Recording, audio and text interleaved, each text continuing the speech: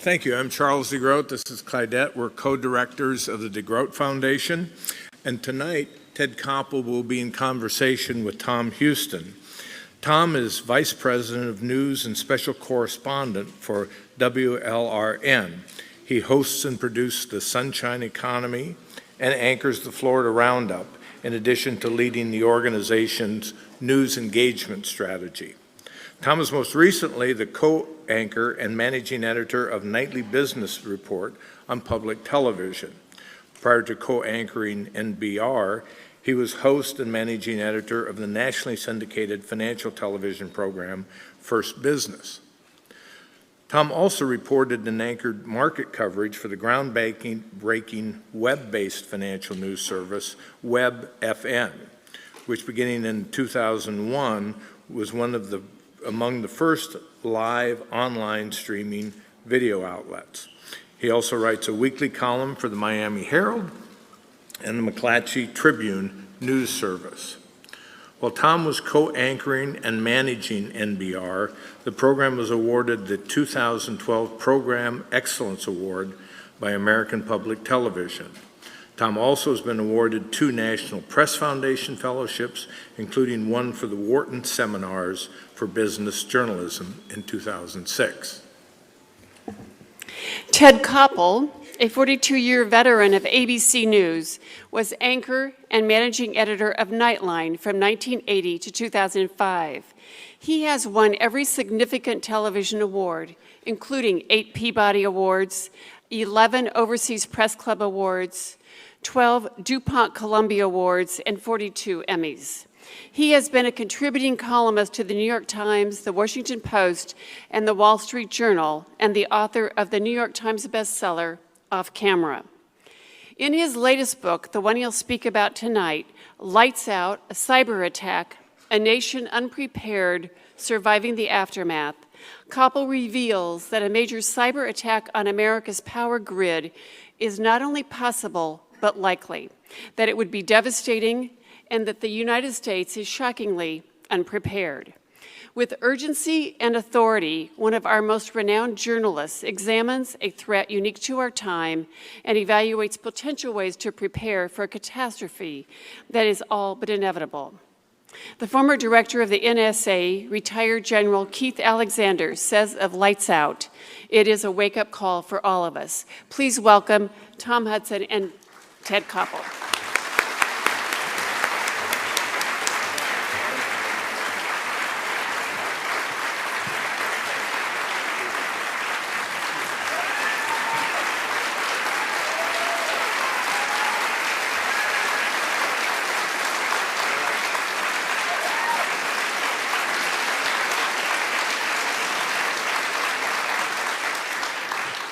That's very kind of you. Is this thing on? You'd better stand up now because you won't stand up when I'm through. Ted, in the introduction, welcome to Miami, by the way. Thank you. It's wonderful to see such a packed house on a Saturday night in Miami for the book fair. Wonderful. All right. May I, before you ask your first question, John Meacham was such a charming and engaging speaker. Yeah. And even consistently amusing that I just want to tell you a quick story because there won't be a whole lot of giggles after this.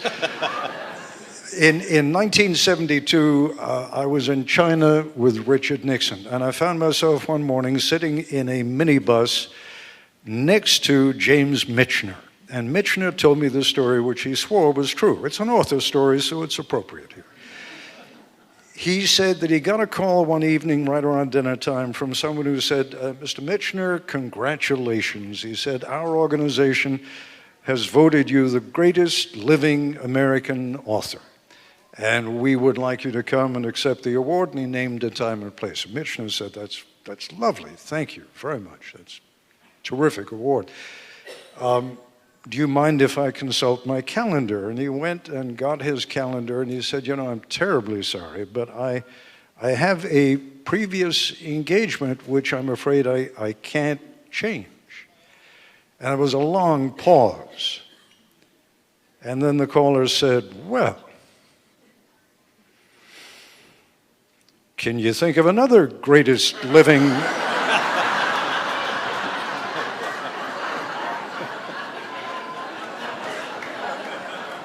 American author? And Michener said, well, sure. He said, what about Vonnegut or Mailer? And the guy said, no, we already tried them. They couldn't make it either.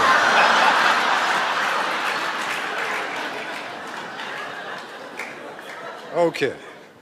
As I say, the giggles end here. When they asked me to interview Koppel, that's what I figured was going to happen. Koppel was going to interview the audience here.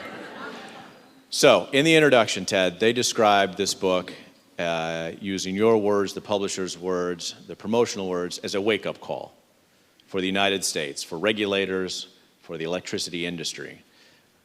Has the industry, have regulators, have Americans woken up? Well, if they have, I'm not sure I see any evidence of it yet, but it's early. I mean, the book's only been out 3 weeks. Let me put this into context for you. We are currently sitting here in the aftermath of a Russian jet being blown out of the sky, in the aftermath of the terrible attack in Paris, in the aftermath of what just happened in West Africa. And our political leaders, and I use the term very loosely, at least those who would like to be our political leaders, are covering themselves with a lack of glory. All the talk now is about the need to protect the nation against the influx of 10,000 Syrian Muslim refugees. And I would argue that we have long since passed the day when what we need to be most worried about is some terrorist blowing himself or herself up with a suicide vest, even in a crowded venue. We're beyond that, folks. We are living in an age now in which cyber terrorists have the capacity to take down all or part of one of our electric power grids. You don't have to use a great deal of imagination to know what would happen. Down here in Miami, you are familiar with the impact of a hurricane, when perhaps the electricity may go out for a matter of hours or even a matter of days. What I'm talking about here is a cyber attack on a power grid in which all or part of the grid comes down, and the impact would be that tens of millions of Americans would be without power for a matter of weeks or even months. Think about that for a moment and then tell me how worried you are about those refugees coming in. In fact, you write in the book, we have become disoriented by the similarities between the aftermath of a natural disaster, such as a hurricane, and what will be required when it comes to helping the nation deal with the aftermath of a cyber attack on a grid. What are those differences? Well, the main difference is one of scope and duration. An earthquake in California, for example, might have a similar kind of scope, where you could have millions of people forced out of their homes, thousands of people immediately dying, but even there you'd be talking about a relatively limited region. And the aftermath of that would be devastating, but are we capable of handling 1 million domestic refugees in this country? We probably are. But what if the number, imagine for a moment just if New York City were deprived of power for a period of weeks or months. We aren't accustomed in our urban centers to having a storehouse of food. I mean, most apartment dwellers will have maybe enough food for another day or two. If you pick up the phone and you call the Red Cross, if you pick up the phone and you call FEMA, or pick up the phone and call the Department of Homeland Security, or go online to one of those sites, what you will find is that they recommend that you do what you would do in the wake of or in anticipation of a hurricane. Have a 2 to 3 day supply of food and water. Make sure you have a battery-powered radio and that you have fresh batteries for it. Have a little bit of extra money. Make sure that you and your family know, if you're separated, where it is you're going to go in order to meet. That's it. That doesn't cut it in the event of a cyber attack on the power grid. The power grid is a terribly sensitive mechanism. Let me give you just a very simple example. It's an oversimplified example. We have to have exactly the same amount of power being generated, electricity being generated throughout the grid, as is being used by the country as a whole. Imagine a balloon with 1,000 valves. 500 of those valves are letting air into the balloon. 500 of those valves are letting air out of the balloon. As long as the amount coming in and the amount going out are exactly the same, the balloon remains perfectly inflated. Too much air in, the balloon explodes. Too much air out, the balloon collapses. We have to maintain a perfect balance in our power system, our power grids, between the amount of energy that is produced and the amount of energy that is used. We have, in the United States today, 3,200 power companies. They're all linked. If for some reason the balance between the power coming in and the power going out is not maintained, the system begins to collapse. That can only be maintained when you have that many operations functioning, thousands, tens of thousands, hundreds of thousands of operations that are required to function simultaneously. It can only be handled by the internet. So if someone can get into the mechanism within the internet, the so-called SCADA systems, the SCADA systems are supervisory control and data acquisition systems. Get into those, knock it out of balance, and you have cascading outages that will be far beyond anything we've ever known from a natural disaster. As you've gone through the reporting process, you spoke with industry advocates, you spoke with electricity generating and distribution executives, you spoke with federal and state regulators, you spoke with military experts, emergency management experts, legislators. Gauge their level of engagement and their ability to grasp the scenario that you have laid out there. Well, let's start with the power industry itself. It's almost insulting to suggest that they don't grasp the danger. Of course they do. They are fully aware of what the danger is. And the larger power companies, what is it, Florida Light? FPL. FPL, Yes. Florida Power and Light. Florida Power and Light is a gigantic organization. I am confident that they have spent not just tens of millions, but probably hundreds of millions of dollars in their cyber defenses. The smaller companies, however, and there are hundreds upon hundreds of them, are investor-owned. They're more worried about profit than they are about security. And the problem with a network of 3,200 companies is if you get into the weakest part of the network, you can affect the strongest part of the network. Speak to the level of engagement that you encountered in regards to regulators. Well, and again, this gets awfully wonky. The notion of regulation, the power industry a number of years ago was deregulated. That works out very well from an economic point of view because it means there's simply more competition between and among power companies in this country. From the point of view of imposing federal regulations, security regulations, regulations that might toughen the industry up against cyber attack, here is the problem.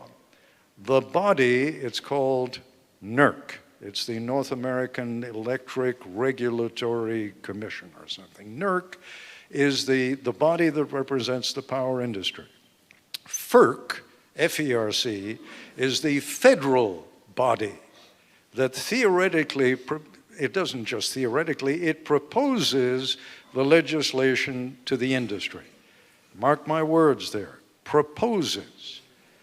The industry then has to vote on that proposal. And unless 60% of the industry approves of the proposal that the federal government wants to impose upon them, it doesn't get passed. Now, if you have an industry that decides what regulations it is going to tolerate, you're not going to get the toughest regulations. In the book, you describe not just an existential threat, a real threat. Who's behind it? Who's posing the threat? Well, first of all, let me just make the point that this is not Ted saying this is going to happen. The reason I began to write the book in the first place, the reason I started looking into it, is the president, I wonder how many people took note of it at the time. The president, in 2 successive State of the Union addresses, warned about the danger of cyber attackers going after our infrastructure, and he specifically singled out the electric power industry. The Secretary of Defense, Leon Panetta, at the time, spoke of a cyber Pearl Harbor. That was the sort of dimensions of the disaster he foresaw coming. Janet Napolitano, just before she left office, after 5 years as Secretary of Homeland Security, Janet Napolitano spoke about the danger of a cyber attack. She's now the president of the University of California. I called her in researching the book, and I said, tell me, how seriously do you take the danger of a cyber attack on the power grid? And she said, very, very likely, 80 to 90%. So the likelihood of this happening is huge. You raised the question of who can do it. I've spoken to now the director, the former director of the NSA, the National Security Agency, Keith Alexander, and he referred me to his former chief scientist, a man by the name of George Cotter. Cotter tells me that he knows for a fact that the Chinese and the Russians are already inside our grid. They're there, literally with a keystroke. They could take down all or part of the grid. The Iranians are probably there. We don't know for sure.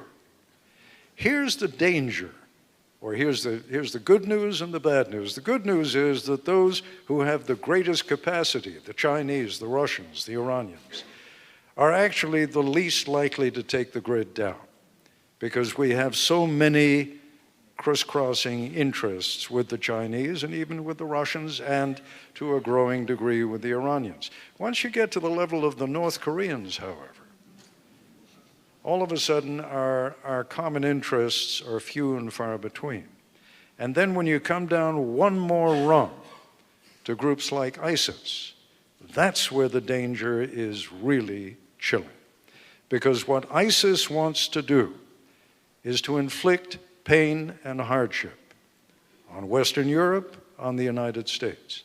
And to be able to do that by remote control, when I'm told that there are plenty of experts out there that they can hire, they have a couple of $2 billion in hard cash available to them. You can get a lot of expertise with that. And then the equipment that you need, off the shelf, it's available. So this is a very real danger that is being confronted by the country right now. And where the federal government is just letting us down completely is there is no plan. And if there were a plan, you would think they would be eager to share it with all of us, all of you. But they haven't. You describe the United States as confronting this. I would say we're facing it, but as you've laid out, there's not much confrontation happening in a real way. Well, I mean, there are people, Craig Fugate, for example, who is the administrator of FEMA, the Federal Emergency Management Agency. He had been the director of emergency management in Florida here. And he is terrific. He only cares, what Janet Napolitano told me, she said, Craig only cares about 2 things. He cares about disaster response and University of Florida football. Those are the only two things he cares about. But he is amazing. I mean, we are very lucky to have him in that job. But he is not a guy, you know, he doesn't make the rules.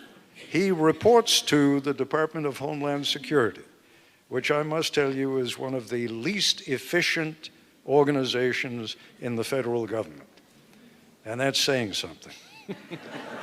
You know, they do an annual poll among federal workers in which they assess what employee satisfaction is, level of perceived leadership, and there are 19 separate federal agencies that are measured in this fashion. Department of Homeland Security comes in 19th in every category but one, and in that category it comes in 18th. Not very reassuring at all. Let me ask you about the response. You mentioned you became curious about this after President Obama mentioned it 2 consecutive States of the Union addresses. We have seen some legislation proposed.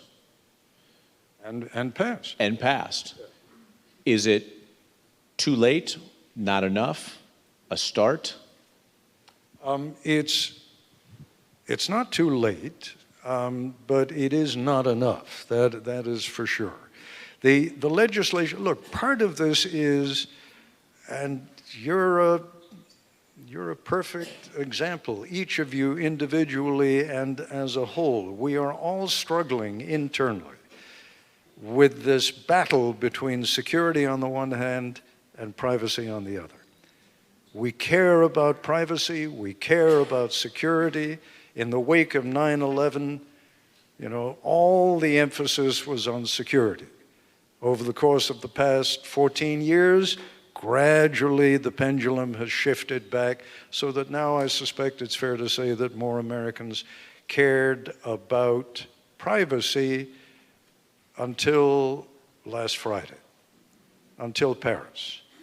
Now, once again, I mean, and you can see it, the director of the FBI, Jim Comey, the Attorney General, people are talking about the need for some of these communications companies like Google, you know, and the telephone companies to remove, as you probably know, they now are capable of being locked so that only the owner of the phone, himself or herself, is capable of getting into it. He or she is the only person with the password. Even the phone company can't get in. And our law enforcement agencies are saying this is terribly dangerous because, for example, in France and in Belgium, over the last couple of weeks, there were communications which might normally have been intercepted, which can no longer be intercepted. So here we are with that struggle. Here we are in an election year in which I guarantee you this is going to become one of the issues that you're going to be asked to vote on. The people out there who will put the emphasis on privacy, the people out there who will put the emphasis on security. It's a tough call. And how is that articulated in the legislation? We've seen proposed and potential solutions as you've gone through the reporting process that the experts are advocating. Well, for example, the Senate passed some cyber legislation just a few weeks ago. The essence of it is the electric power companies were worried about the privacy of their subscribers, about the privacy of people whom they served. And therefore, there has been a reluctance among the power companies to share information with the federal government, with groups like the FBI and the NSA. The legislation that was finally passed after years by the US Senate tries to compromise on this issue. And the compromise they found is that before this information will be given to any federal government agency, it can be scrubbed by the power companies, scrubbed so that all privacy considerations are taken out of it. Then after it's been scrubbed, it is given to not the NSA, which is the most competent intelligence organization when it comes to cyber warfare, but to the Department of Homeland Security, which is the least competent. They then have the chance to scrub it for privacy considerations, and only then will it be handed over to the NSA. Now, I'm sure you understand that in a world in which microseconds are the amount of time in which information is communicated or in which an attack can take place, that taking the time to scrub this information before it finally gets to the NSA is destructive, self-destructive. In examining the solutions or ways to address the threat, how should a public gauge the holding off that threat, addressing the threat prior to a cyber attack, to planning for an aftermath of the 80 to 90% of a cyber attack on the electric grid? I think we need to plan for the aftermath. We need to plan for it as individuals. The federal government needs to plan for it as the collection of agencies that can best stand in our stead. Here's the problem. The internet was never designed to be defended. The internet was designed, as one intelligence officer told me, so that professors could exchange good ideas. If you can't defend something perfectly, I draw the analogy in the book to what happened with the Ebola virus.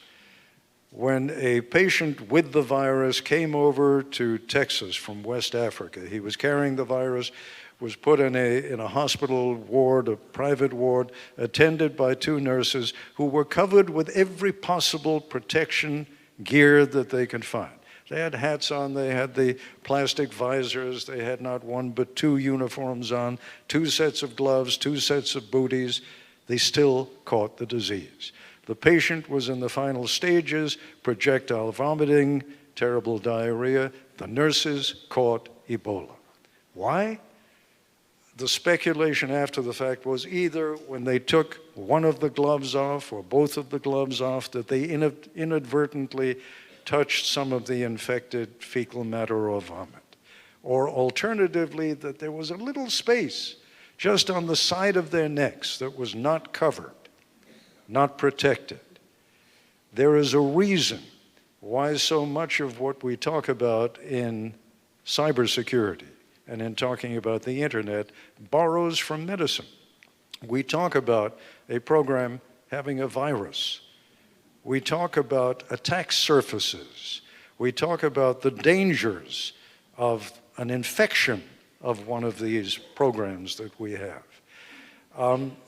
You know, the power companies will tell you that they are superbly well protected, that everything is what they call air-gapped.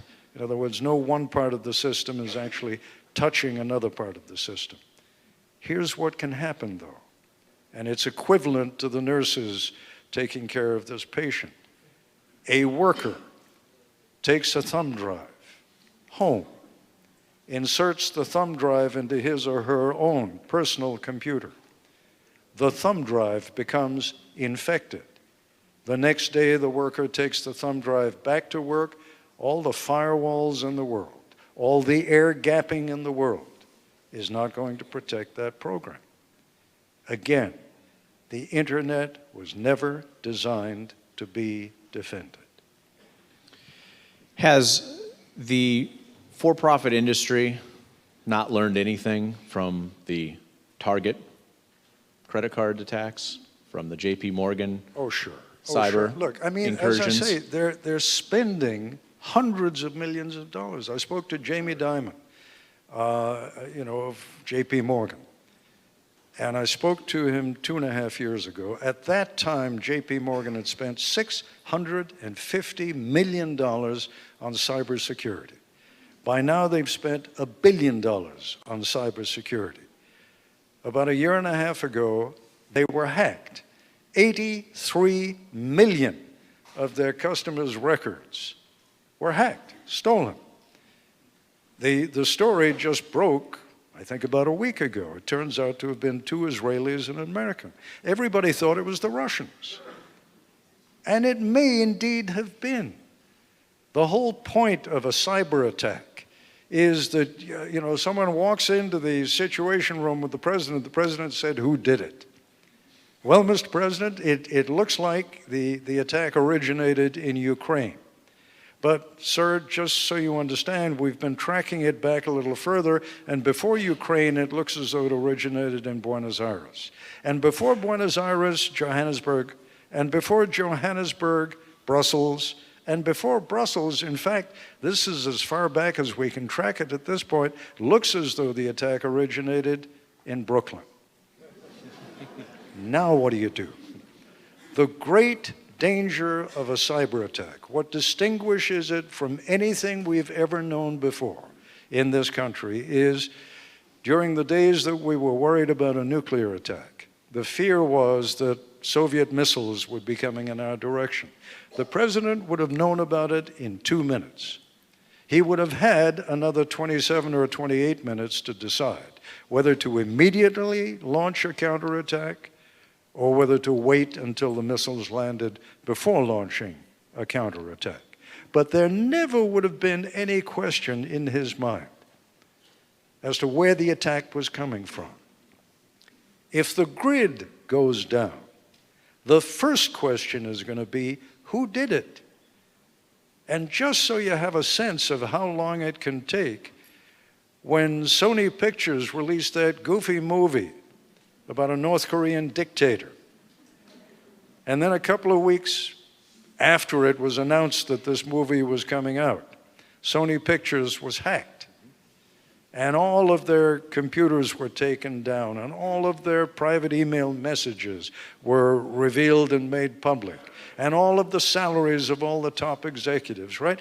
Now, the assumption was a reasonable one, had to be the North Koreans. You know how long it took the FBI? Months before they could state with certainty that it was the North Koreans. We're not going to know when an attack like this comes where it originated. We're just not going to know. We'll open up for questions. We've got a microphone here in the middle. Questions for Ted Koppel and Lights Out, a cyber attack, a nation unprepared, surviving the aftermath. You dedicate this book, Ted, to your grandchildren, and you ask in the dedication that you hope you got it wrong. Well, sure. Why? Why? Because I don't want my grandkids to have to live with this kind of a threat. You know what?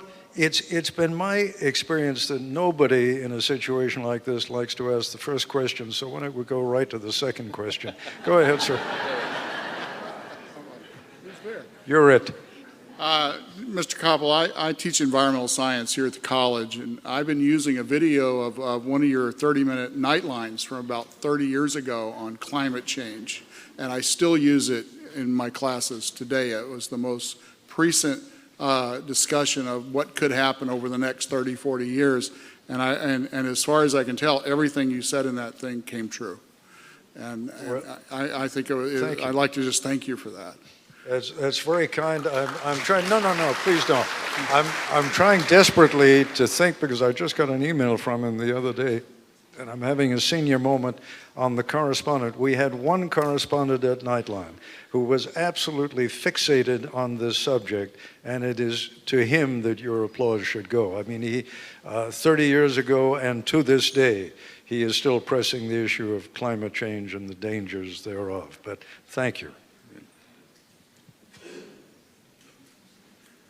Good evening, Ted Koppel. The question I wanted to pose to you is, what is your view in light of discussion over cyber attacks, is your view concerning Edward Snowden?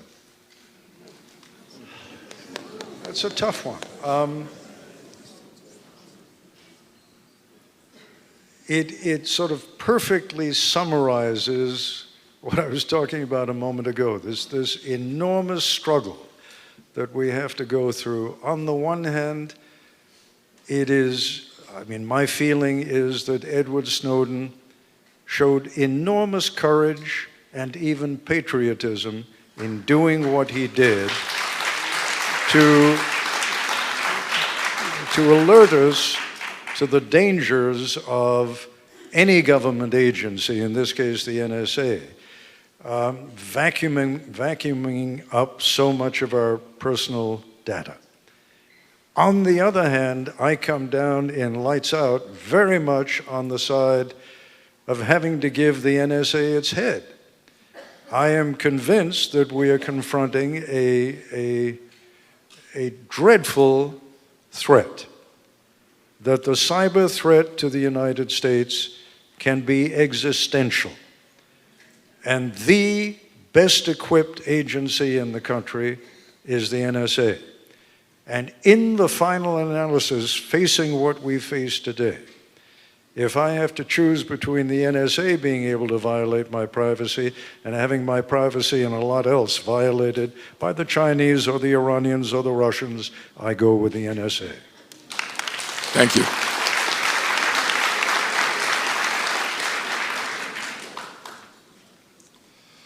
Mr. Koppel, I've been a fan of yours since you started Nightline, so it's an honor to have you here today. And I must tell you that if I had legs like yours, I'd be wearing shorts too.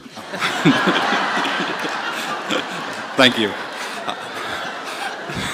The question that I have for you is, when you mentioned the fact that there are countries out there that currently do have the capability of impairing our grid, and that the one saving grace we have is that it might not be in their mutual best interest with us to do so, I wondered if, in your opinion, the reverse was also true, and even though we have weakness in our grid system, that our government might have the capability, if needed, to go ahead and inflict damage on these other countries' electrical systems, sort of preventing their doing the same thing to us, kind of along the same lines of what used to happen years ago with nuclear weapons and mutual assured destruction. Right. And it's a terrific question, and let me put your mind at ease. Absolutely. I think the NSA is probably the most competent cyber warrior in the world. There is none better. And can we do to the Chinese what the Chinese have the capacity to do to us? Absolutely.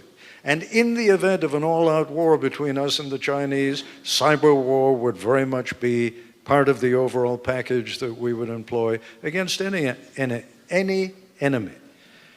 What I'm saying to you, though, remember what I just told you about the difference between mutual assured destruction. We and the Soviets, for so many years, kept a sort of uneasy nuclear balance because we knew that they, in the wake of a US attack, a nuclear attack on the Soviet Union, could respond in kind and inflict untold damage on us, and they knew the same thing about us.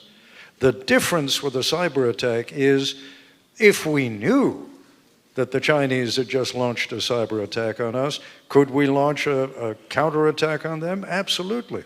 But remember now, we're not going to know immediately. And if you don't know who did it, put yourself in the Situation Room. Put yourself in the president's place, whoever that president may be.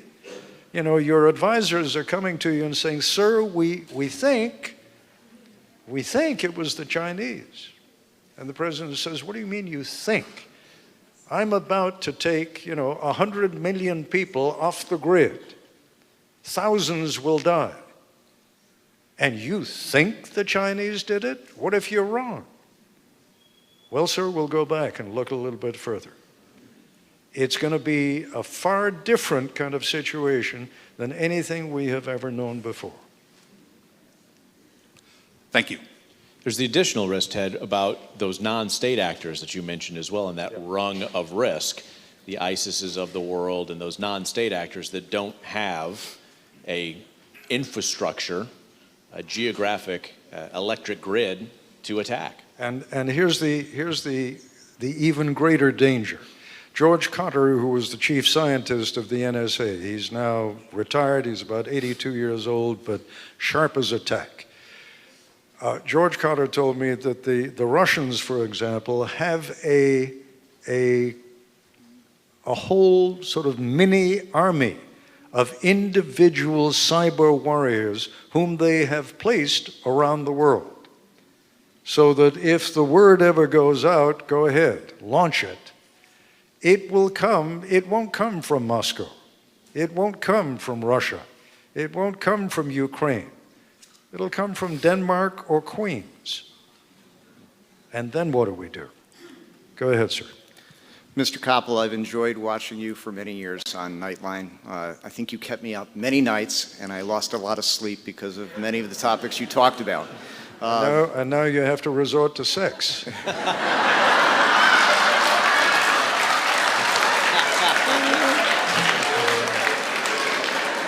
Young men like me get to that privilege, but I'd like to bring to your attention a capability that exists and invite your imagination into a world that is possible as it relates to cyberspace.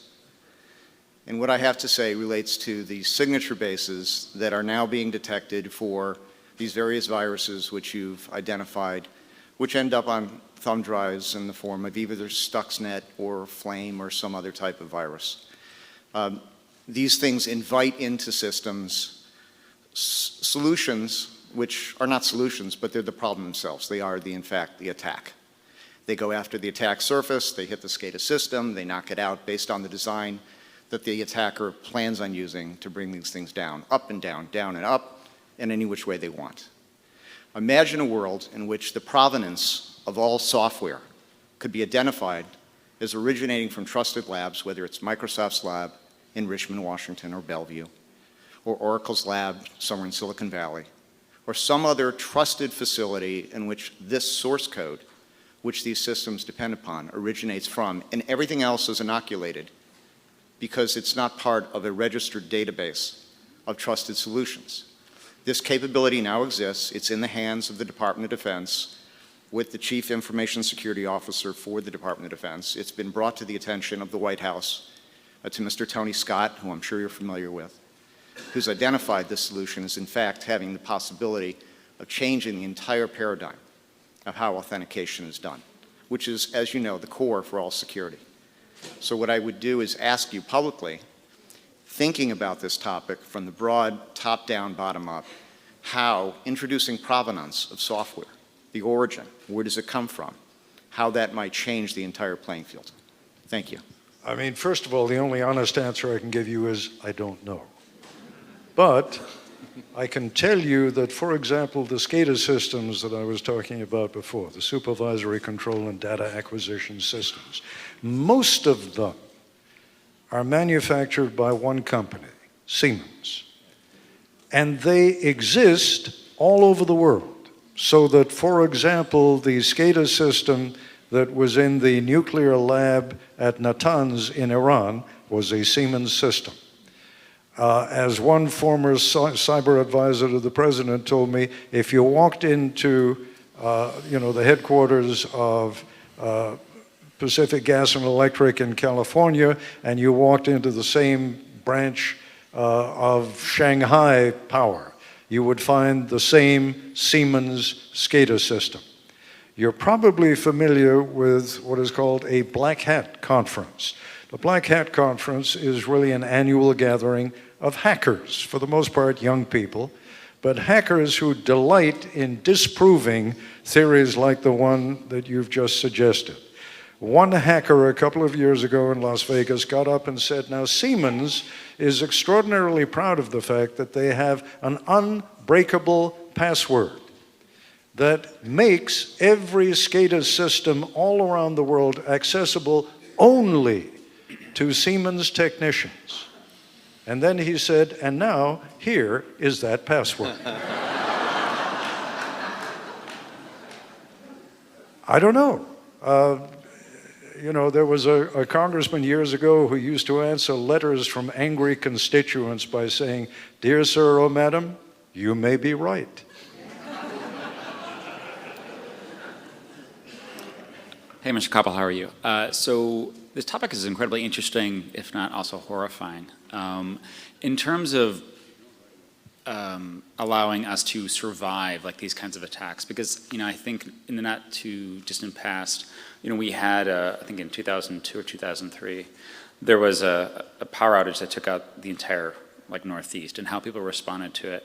And I know for myself, the thing that scared me the most was people just started freaking out, as the first response. But then actually, maybe about a couple hours later, they were hanging out and everything was fine.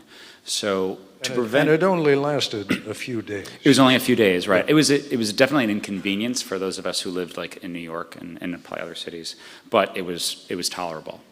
So my question is, using the metaphor of protecting against infection, right? So like we as humans, we have immune systems that help us overcome infections such as the cold, such as the flu. Ebola is much more difficult to overcome. So do you feel like the solution is one where the prevention, right, is the vaccine of fixing the actual systems of communication, so the internet, so that's one. Second one is either allowing the power systems to be able to tolerate. So something happens and it causes the machine itself to fail, and it can actually recover from that. Or if it's the power grid goes down for weeks, and the real solution is to be able to have communities tolerate living without an electrical grid for 3 or 4 weeks. Well, let me start with the last one first. In other words, there are microgrids that are being set up around the country. I believe something like 12% of the power in this country can be supplied by microgrids. For the most part, those are in rural communities. To the best of my knowledge, there is no microgrid backing things up in New York or Philadelphia, Pittsburgh, Chicago, Los Angeles, any of our big cities, Miami. The possibility that someone will come up with a fix, with a solution, I suppose is always there. But remember, the key to all of this is the vulnerability of the internet itself. As long as in the old days, before the deregulation of the power industry, an awful lot of these industries operated on their own. They had their own system. They were not interlaced with all these other systems. Now they are. And because of that, they are all vulnerable. And if I may have left out a third question. What was your? I think can the systems themselves, can the power systems themselves tolerate going down? Attack happens. No, they cannot. If the system is down and if it's a cascading effect, then what begins with just one part of one grid can, at least in theory, spread throughout the entire grid. Ladies and gentlemen, we have to leave it there. Lights Out is the book. Ted Koppel, the author. Thank you so much, Ted.